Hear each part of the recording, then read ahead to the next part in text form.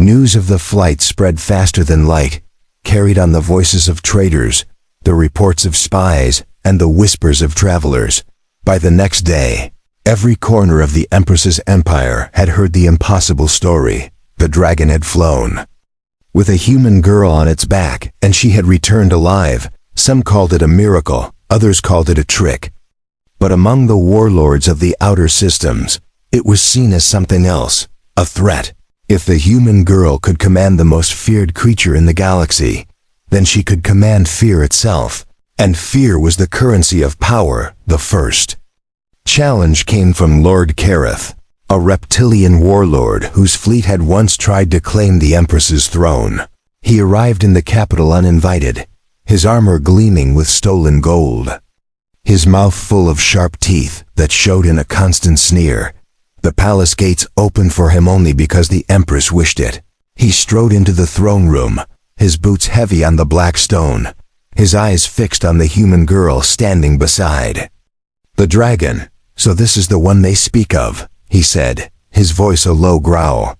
"A fragile thing from a soft world, pretending to hold the leash of a monster." The dragon shifted its weight, a low rumble building in its chest. The girl rested her hand on its neck, her gaze steady. "I do not hold a leash," she said. "We walk together," Kareth laughed, the sound sharp and cruel. "Then prove it," he said. "Let the beast face mine." The Empress's eyes narrowed, but she did not interfere. "Very well," she said. "Let us see whose truth holds stronger." That evening, the arena was prepared, a massive ring of black stone. Surrounded by high walls, the crowd filled the seats, their voices loud with anticipation. On one side stood the human girl and the dragon, its wings half spread, the heat from its body rising like waves. On the other side came Kareth's beast, a towering, six-legged predator covered in bone-like armor, its jaws dripping with venom. It had been bred for war, taught to obey only through pain and hunger. When it roared, the sound was like 1,000 knives scraping against metal. The gates slammed shut, and the arena fell silent. The dragon's golden eyes locked on the predator, its tail curling slowly. Kareth shouted commands in his harsh native tongue.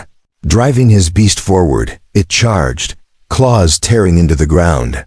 Its armored head lowered like a battering ram. The girl leaned forward, whispering to the dragon. In a single powerful movement, the dragon leapt into the air, the wind from its wings knocking dust into the stands.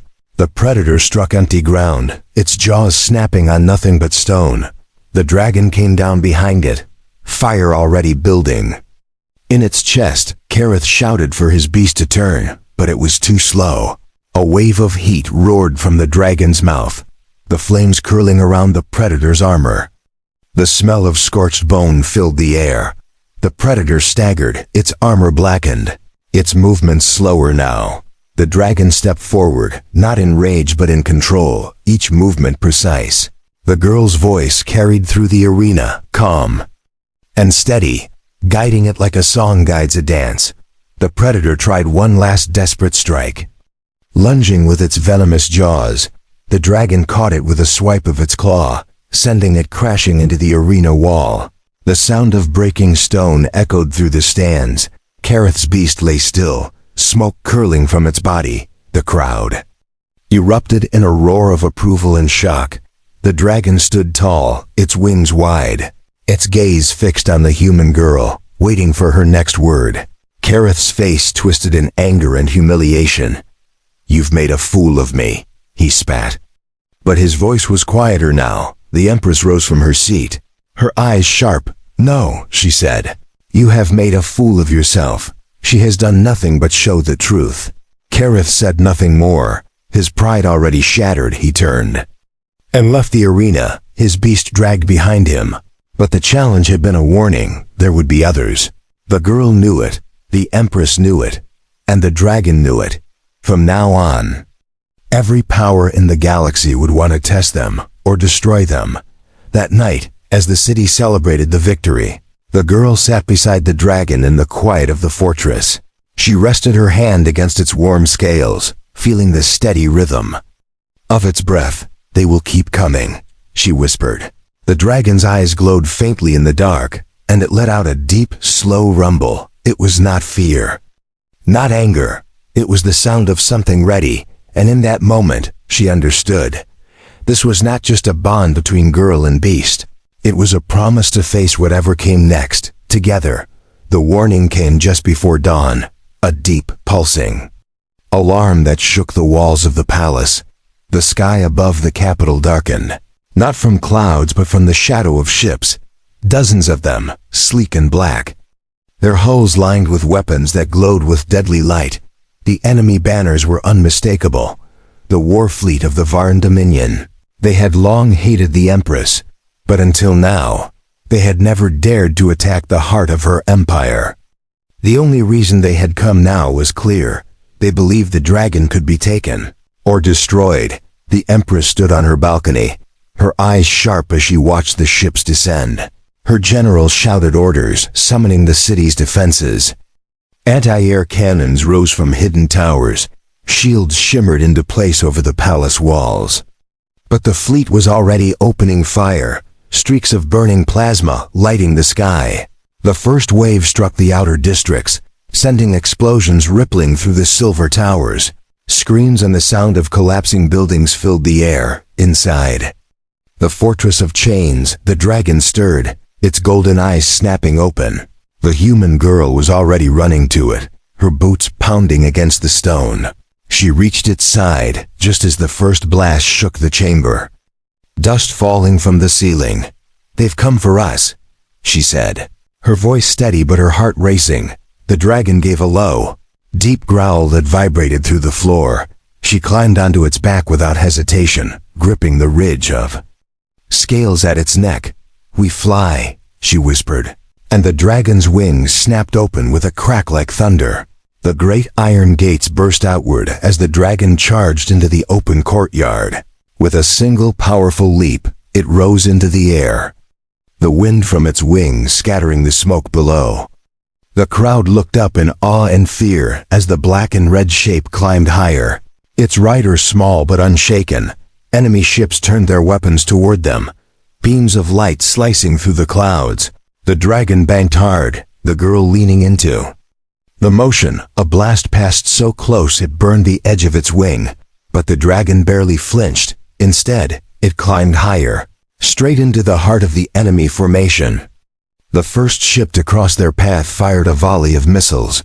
The girl leaned forward, speaking in the low voice only the dragon seemed to understand. It rolled sideways, the missiles streaking past harmlessly before the dragon unleashed a stream of white-hot fire. The flames tore through the ship's hull, cutting it in half in a single breath. The wreckage fell toward the city, but the dragon dove beneath it, catching an enemy fighter in its claws and hurling it into another ship. Explosions bloomed in the air like deadly flowers. More ships closed in, trying to box them in from all sides. The girl's eyes darted between them, her mind racing. "High, then drop," she called, and the dragon obeyed instantly. It climbed, almost vertical, wings straining before folding them tight and diving like a spear. They cut through the formation so fast the enemy gunners couldn't track them. When the dragon's wings snapped open again, the force of it shattered the glass. In the nearest ship, the girl pointed toward the flagship, a massive vessel at the center of the fleet. "That one ends this," she said. The flagship's guns opened fire, each blast powerful enough to level a city block. The dragon weaved between them, the heat of the shots brushing against the girl's skin. A direct hit would kill them both. But the dragon moved with the precision of something that trusted its rider completely. When they were close enough to see the enemy captain on the bridge, the girl gave the command. The dragon roared, the sound shaking the hull of the ship, and unleashed a torrent of fire straight into its engines. The blast ripped through the vessel, sending it into a slow, burning fall. The rest of the fleet hesitated, the loss of their leader rippling through their ranks like fear through prey. The dragon circled once above the burning wreck, its wings cutting through the smoke. Below, the Empress's forces rallied, their ships rising to drive the remaining attackers away. Within minutes, the enemy began to retreat. Their courage broken, the dragon landed in the courtyard again. Its chest still glowing faintly from the heat of its breath. The girl slid down from its back, her legs shaking but her head held high. The Empress stepped forward, her gaze locked on her. "You have saved my city," she said, her voice quiet but heavy with meaning. "And you have shown them all that the dragon is not a weapon to be stolen." The girl glanced at the beast beside her, its golden eyes calm now. "They'll come again," she said. The Empress's lips curved into the faintest smile. "Let them," she answered, "for now they know what waits for them in the sky." The smoke from the battle still hung over the city, curling around the silver towers like dark ribbons. Every street was alive with the sound of voices, some speaking in awe, others in disbelief. Children played in the shadow of the dragon's wings, laughing as if they had always been friends. Merchants told the story again and again, each time with more detail. By midday, the tale had already reached the outer districts. By nightfall, it would cross the stars. Inside the palace, the Empress held council. Her generals gathered in the great hall. Some urged her to keep the dragon and the girl under strict guard, fearing they might one day turn against her. Others argued that the girl's bond with the beast made her the most valuable ally the Empire had ever seen. The Empress listened in silence, her fingers resting on the arm of her throne, her gaze occasionally drifting toward the high balcony, where she could see the girl sitting beside the dragon in the courtyard below. The golden eyes of the beast followed every movement around her. No guard dared approach without the girl's word. By evening, the Empress descended from her throne and crossed the courtyard. The crowd fell silent as she approached the girl, the sound of her footsteps echoing against the black stone. The dragon lowered its head slightly as the Empress came close, but did not move away. "You have done more than save this city," the Empress said, her voice low but carrying. "You have given the galaxy something it did not know it could have: hope." The girl met her gaze, unsure if this was praise or a test. "I only did what felt right," she said, her voice steady. The Empress studied her for a long moment, then spoke the words that no one expected. "From this day, you are no longer a guest, nor a subject. You are a name written in the stars beside my own." A wave of shock moved through the crowd. It was rare enough for the Empress to honor someone publicly, rarer still for her to bind her name to another's. The girl bowed her head slightly, though the weight of those words pressed against her like the heat of the dragon's breath. The Empress turned to the gathered people, her voice rising. "Let the galaxy hear this. The dragon's voice is not mine alone. It belongs to the one who earned it, the one who will fly at my side in peace or in war." The courtyard erupted in cheers, the sound rolling through the city like a second victory. In the days that followed, messages came from across the Empire. Some were from leaders offering alliances, others from enemies sending threats thinly wrapped in formal words. The girl read each one beside the dragon, her hand resting on its warm scales. She knew the galaxy had changed the moment they had taken to the skies together. No longer was the dragon a symbol of terror chained in the dark. Now it was a living reminder that even the wildest, most feared force could choose loyalty over destruction. Weeks later, the Empress called her to the throne room once again. "You have flown over my city," the Empress said, "but the galaxy has not yet seen you both with their own eyes." She handed the girl a scroll sealed in molten gold. "This," she said, "is your map, your flight path, from the core worlds to the farthest edges of my domain." The girl unrolled it, the stars glittering across its surface in silver ink. "It will not be easy," the Empress added, "and you will be challenged in every system you pass. But you will not go as a messenger, you will go as a legend." And so the journey began. The dragon rose from the courtyard once more, its wings cutting through the light of 1,000 suns as they passed from world to world. On jungle planets, they were greeted by tribes who painted their skin with fire-colored patterns to honor the beast. On frozen moons, miners stopped their work to watch them soar over the ice fields. In the deep void between stars, Pirates turned their ships away rather than test their luck. Everywhere they went, the girl spoke the same truth. It was not about taming, she would say. It was about trust. Months later, when they returned to the capital, the city was brighter, louder, and more alive than before. The people had taken the dragon as their own, carving its image into stone walls, painting it on banners, even wearing it as a badge over their hearts. The girl stood in the courtyard. The dragon beside her, she looked up at the palace balcony, where the Empress stood watching. The Empress nodded once, and in that silent exchange, the girl understood their story was not ending here.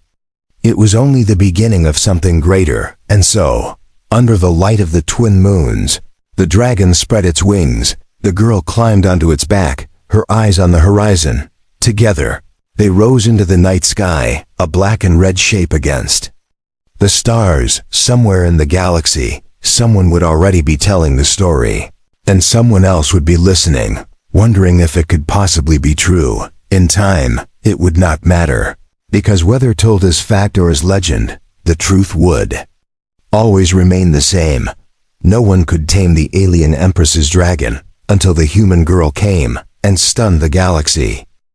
The Alien Empress ruled over 10 great star systems, her throne made of black stone and lined with burning silver. Her name feared in every corner of the galaxy. But there was one thing in her empire that was feared even more than her, a living shadow with wings that could block the sun. A dragon born from the fire of a dying star.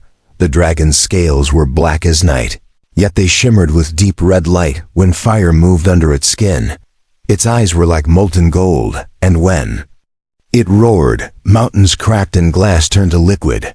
No one had ever tamed it. No one had ever even touched it without losing their life. The beast lived in the fortress of chains, a tower carved into the side of a cliff, with its prison floor covered in scorched stone and melted metal. Guards stood watch day and night, wearing armor that could resist fire, yet even they kept far from the dragon's reach. The Empress had offered rewards beyond imagination to anyone who could ride it.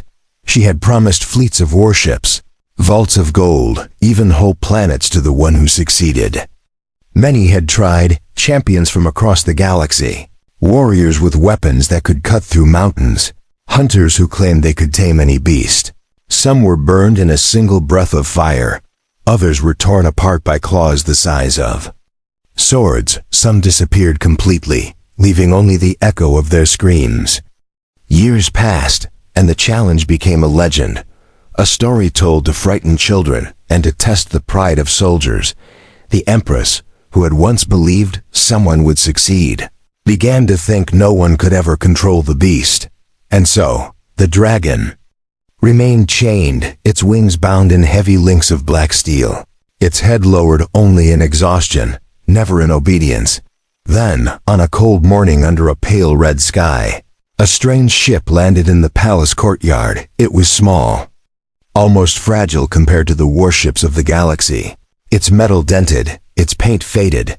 From the ship stepped a human girl, small in height, wearing simple clothes, carrying nothing but a satchel on her shoulder. She had no armor, no sword, no weapon of any kind. The alien crowd laughed when they saw her, their voices echoing off the high palace walls. "Is this a joke?"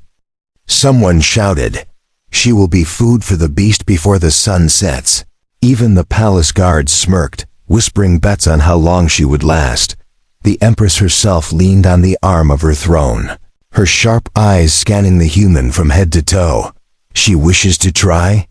the Empress asked, her voice calm but heavy with disbelief. Her chief advisor bowed slightly and said, "She insists, Your Majesty. She says she has a gift the dragon will understand." The Empress raised one eyebrow, then gave a small, dangerous smile. "Very well," she said. "Let her try. She will die like the rest, and the crowd will have their entertainment." The gates to the fortress of chains were opened, and the girl walked forward. From inside came a low, deep sound, the rumble of the dragon's breathing, like distant thunder rolling over mountains. As she stepped into the dark chamber, the smell of smoke and burning metal filled the air. Chains rattled, heavy footsteps shook the ground, and then the dragon appeared from the shadows. It was far larger than the girl, each claw longer than her arm, each tooth as sharp as a blade. Its wings twitched, shaking loose a shower of sparks. Its tail swept across the floor, leaving a black mark wherever it touched. The dragon roared, a sound so loud it felt like the walls themselves would break apart. The force of it knocked dust from the ceiling, and several guards at the doorway stepped back in fear. The girl did not move. She kept walking, slow and steady, her eyes fixed on the dragon's face. She did not show fear, though her heart raced inside her chest. When she was close enough to feel the heat of its breath, she stopped. Then she spoke. Her voice soft and calm, words so quiet the crowd outside could not hear. No one understood the language she used. Not even the Empress. The dragon's roar faded, its head tilting slightly as if listening. It took one slow step forward, its massive claws scraping against the stone.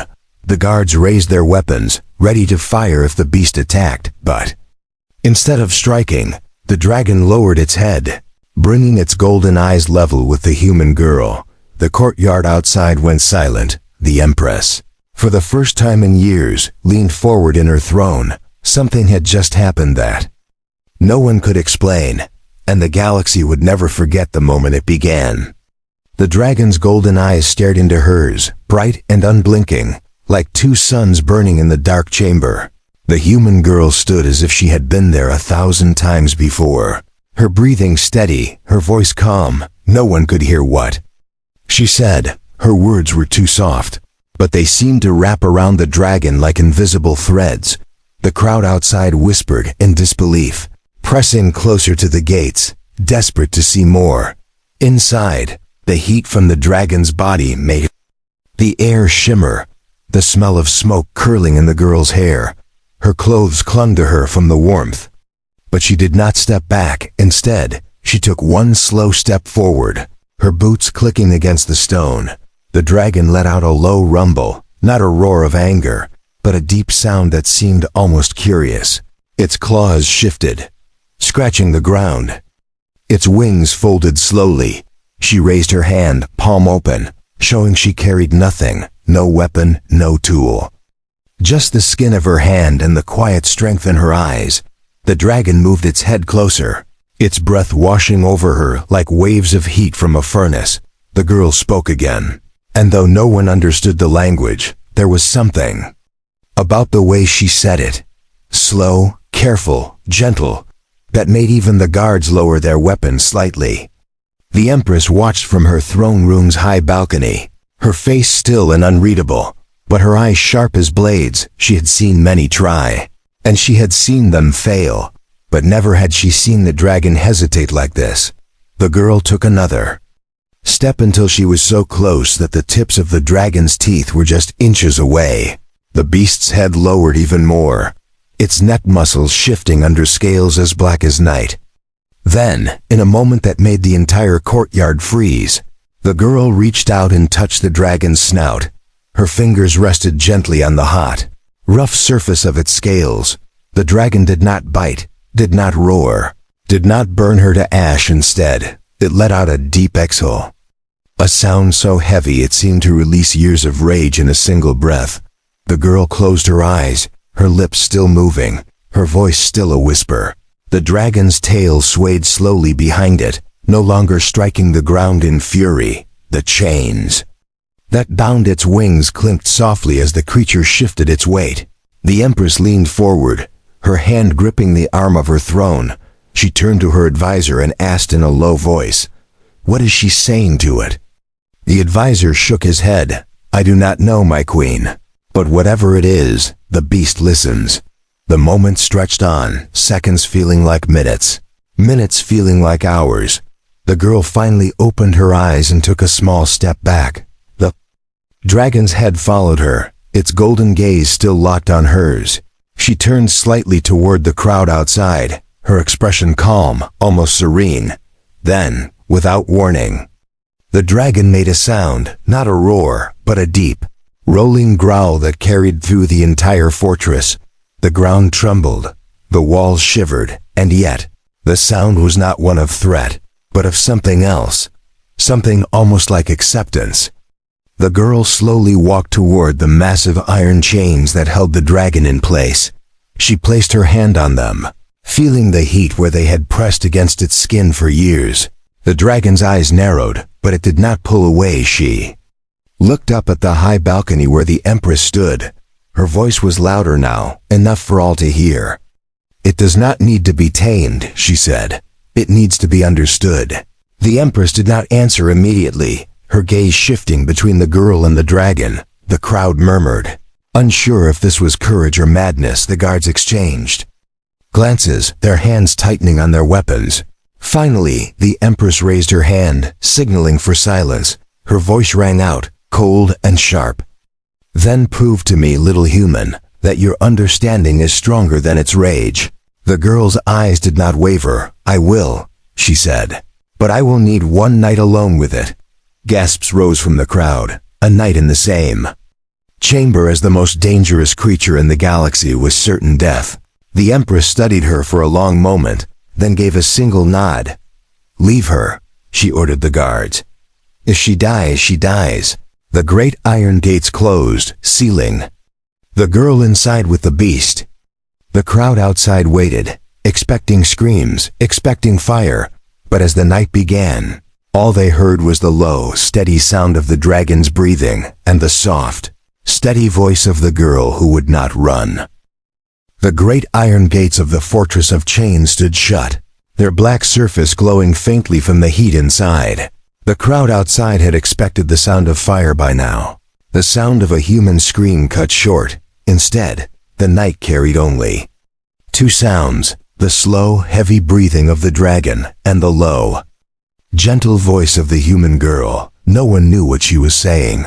Her words were swallowed by the thick air inside the chamber. The guards shifted uneasily, glancing at each other, wondering if this was some strange trick. The Empress remained on her balcony, her eyes fixed on the fortress, her mind full of questions she would never ask aloud. Inside, the girl sat cross-legged on the warm stone floor, the dragon lying just a few feet away.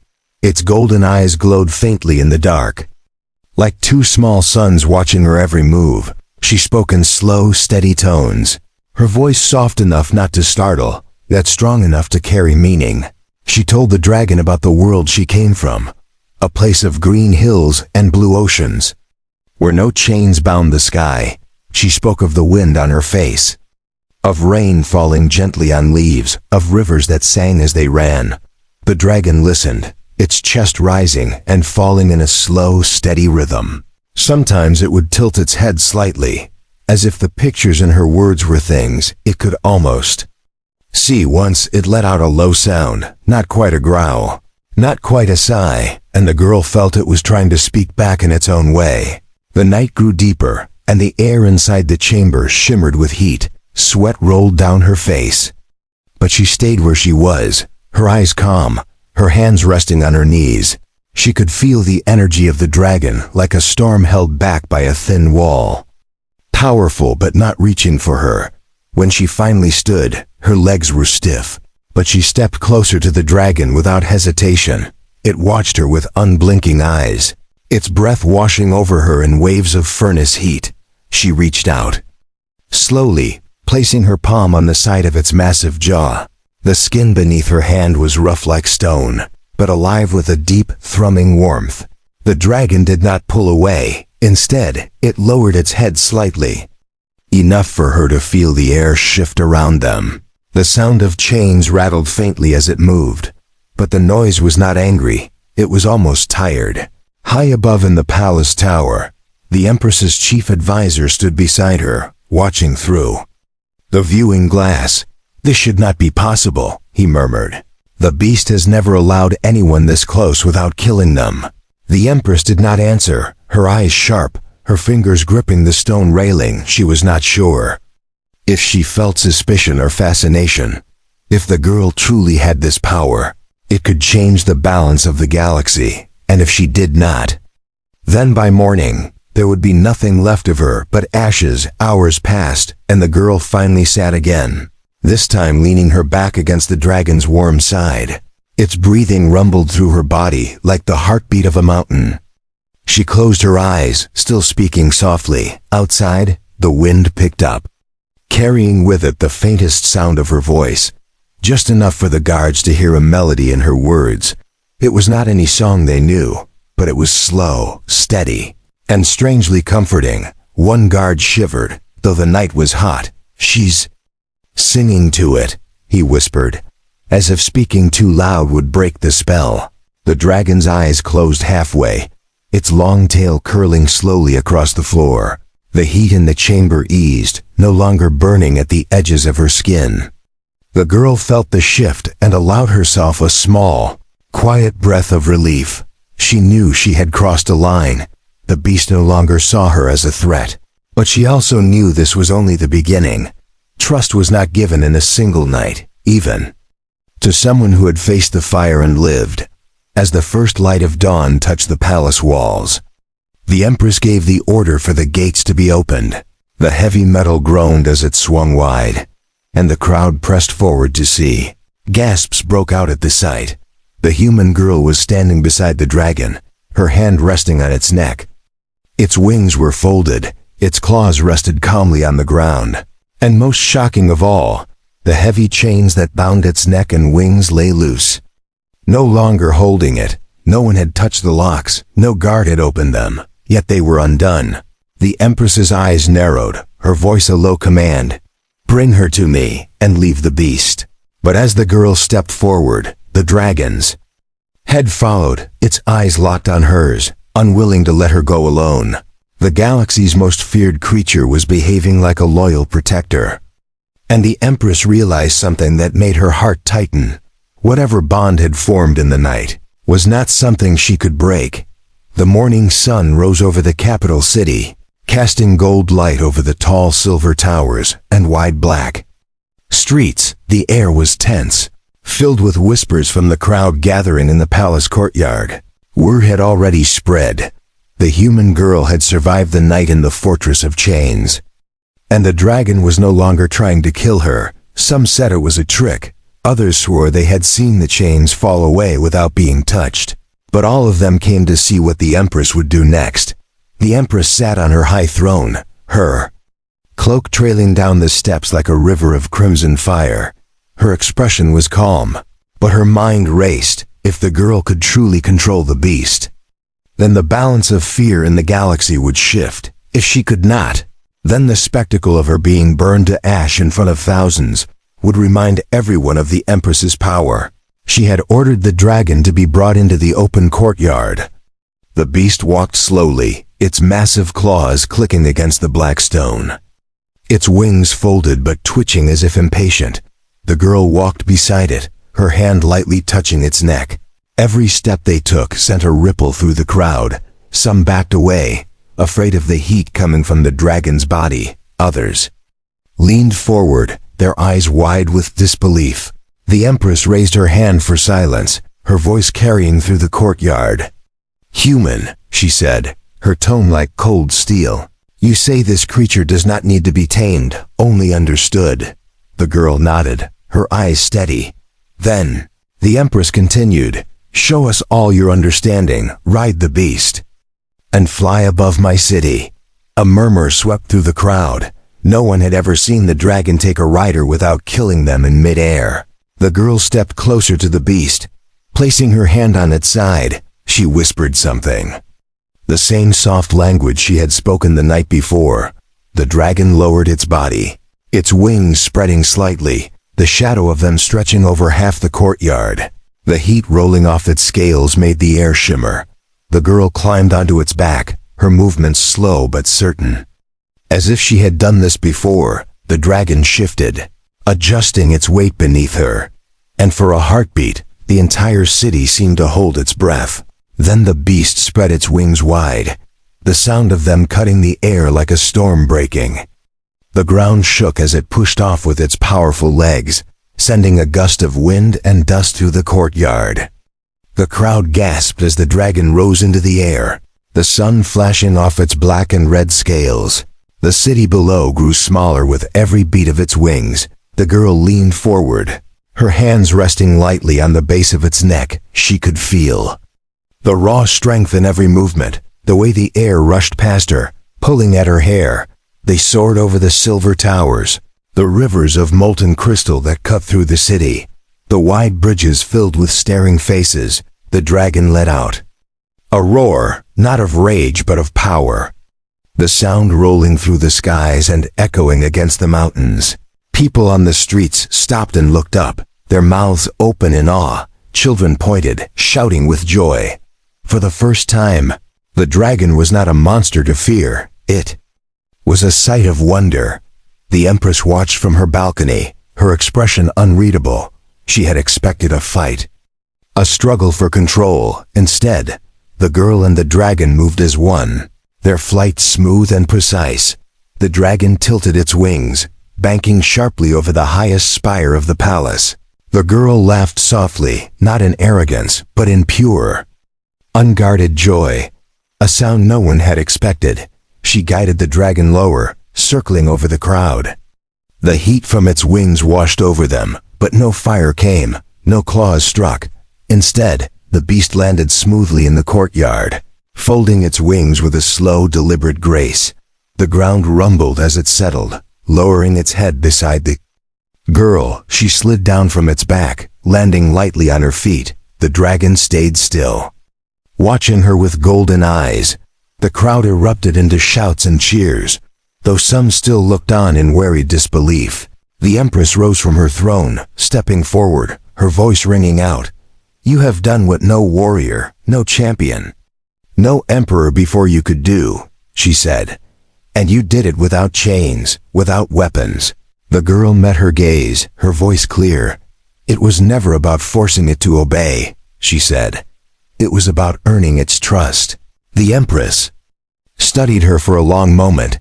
Then she smiled, a rare, dangerous smile that made the air feel heavier. "Perhaps you are more dangerous than I thought," she said. The crowd whispered at the words, unsure if it was praise or a warning. The dragon lifted its head and let out a low rumble, standing close to the girl as if claiming her as its own. And though the flight had lasted only minutes, the galaxy would remember it for centuries.